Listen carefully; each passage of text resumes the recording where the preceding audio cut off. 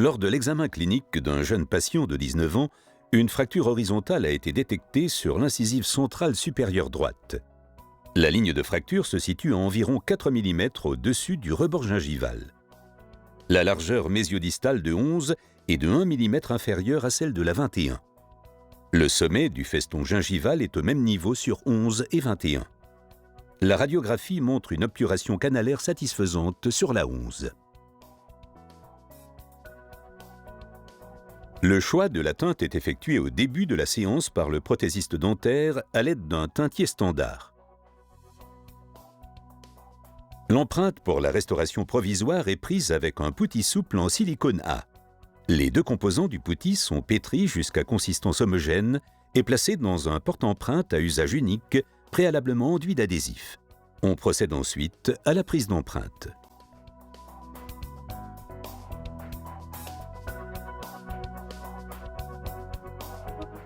Une digue en latex recouvre les dents adjacentes afin de conserver un champ opératoire sec.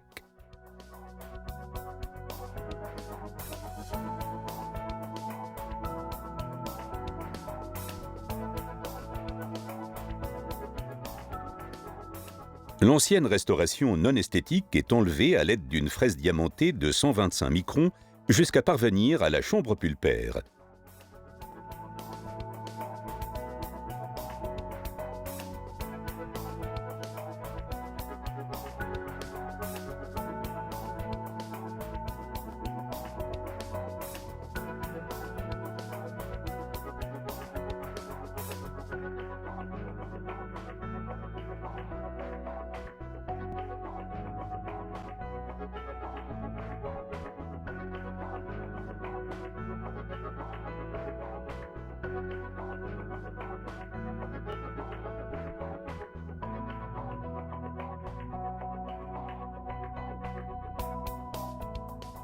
Le canal est exposé à partir de la face palatine jusqu'à atteindre l'ancienne obturation canalaire en enlevant le minimum de structure dentaire. La longueur et le diamètre approprié du tenon peuvent être déterminés radiologiquement. Il est important de préserver une épaisseur de paroi minimale de 1 mm afin d'éviter tout risque de perforation ou d'affaiblissement de la racine.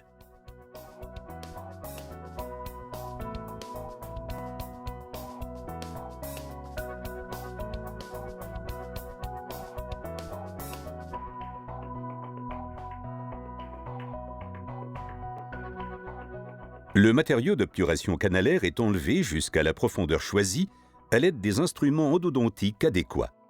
Il faut préserver au moins 4 à 5 mm d'obturation pour préserver le scellement apical.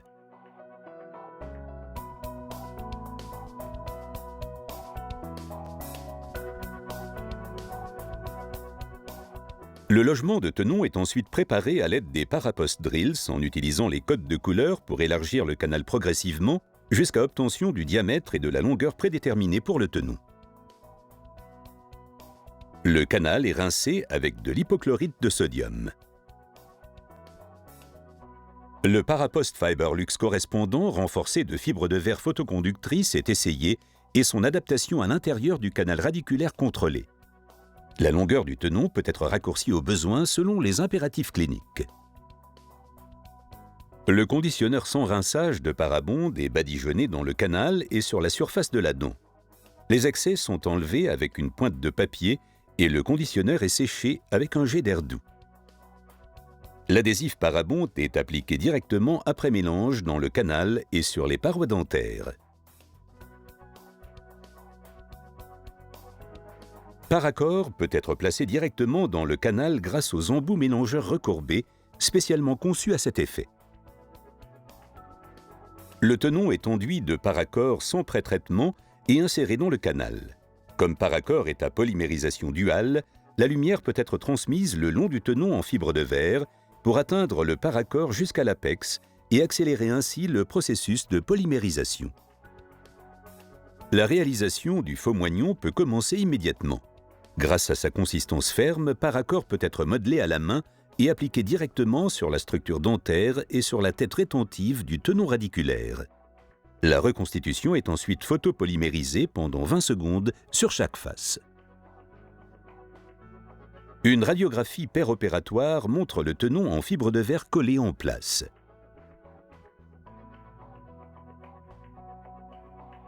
Le défaut près de la limite cervicale est préparé à l'aide d'un instrument rotatif tout en ménageant le plus possible la structure dentaire.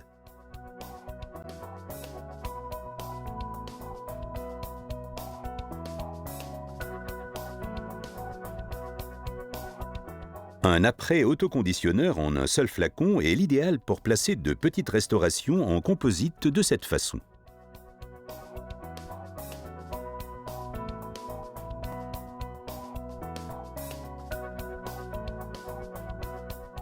Une petite quantité de composite est placée, sculptée et polymérisée.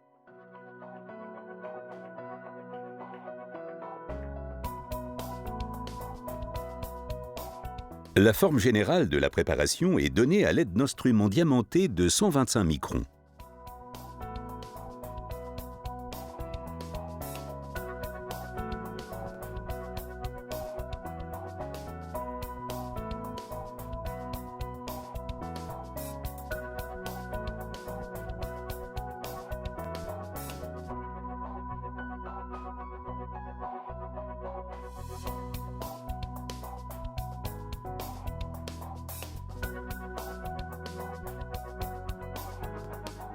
Un mince fil de rétraction est placé dans le sillon gingival afin de protéger la gencive durant la préparation coronaire.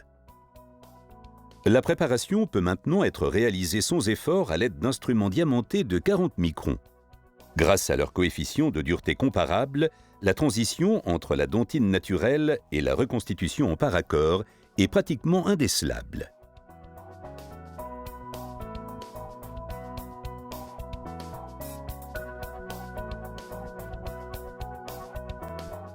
Avant l'empreinte finale, on réalise une éversion gingivale atraumatique à l'aide d'un fil de rétraction adapté tel que Comprecord qui possède une structure stable et un haut taux d'absorption. L'application d'un système de bonding à plusieurs composants tels qu'Artbond permet un scellement efficace des tubuli dentinaires et accroît notablement la rétention de la restauration. Le Dr Paul décrit cette technique comme la technique dual bonding. La couche inhibitrice d'oxygène doit être enlevée pour ne laisser aucun résidu. Grâce au microsystème dispenser pratique, le matériau pour la technique wash est placé directement en bouche. Le chargement du porte-empreinte doit être effectué en même temps que le matériau fluide est injecté à la seringue.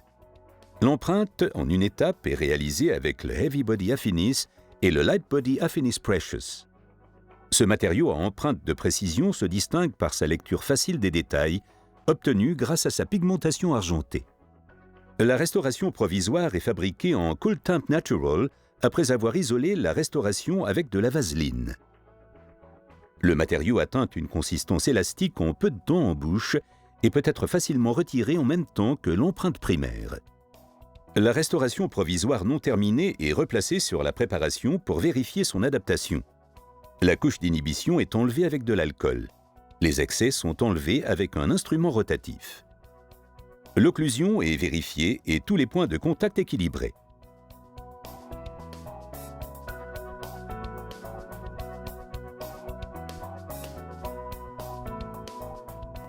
La couronne provisoire terminée est scellée avec Tomposil 2, un ciment provisoire radio-opaque qui est un silicone polymérisant par addition.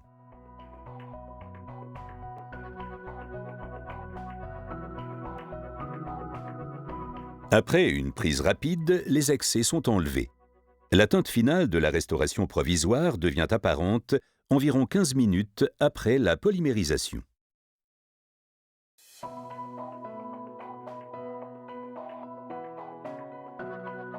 La couronne provisoire est enlevée avec soin et la préparation nettoyée avec une pâte sans fluor.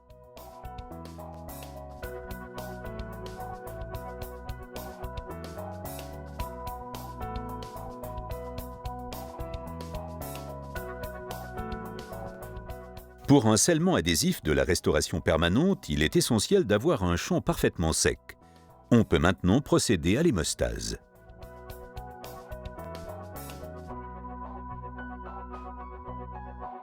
À l'aide du Comprecord, on exerce une éversion atraumatique sur la gencive.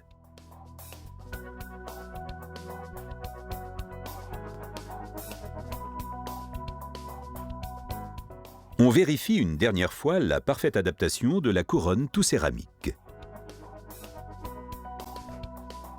Avant le scellement, l'intrado de la couronne est mordancé avec de l'acide fluorhydrique, rincé sous l'eau courante et séché. Les surfaces mordancées sont silanisées puis séchées parfaitement. Les limites marginales de la préparation sont mordancées avec de l'acide phosphorique à 35%. Le gel de mordançage est abondamment rincé et la dent est séchée délicatement.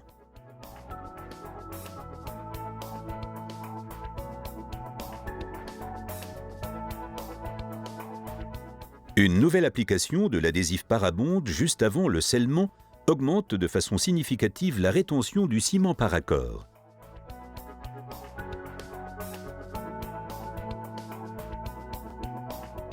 L'utilisation du ciment Paracor pour le collage des tenons, des restaurations et la réalisation des faux moignons réalise une restauration monobloc idéale entre tenons, ciment, dentine et couronne, présentant une grande cohésion, ce qui garantit une résistance et une longévité hors du commun. La restauration est maintenue en place avec une pression croissante et les excès de ciment sont enlevés.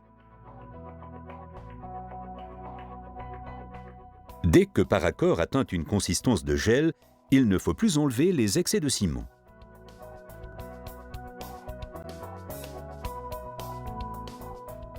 Les résidus de ciment et le fil de rétraction sont enlevés avec une curette après polymérisation complète du ciment.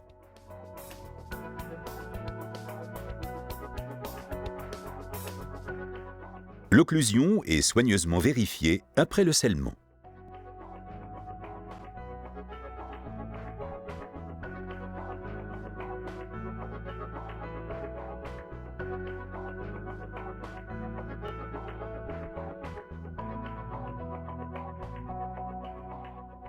Les points de contact trop forts sont enlevés et la surface est brillantée.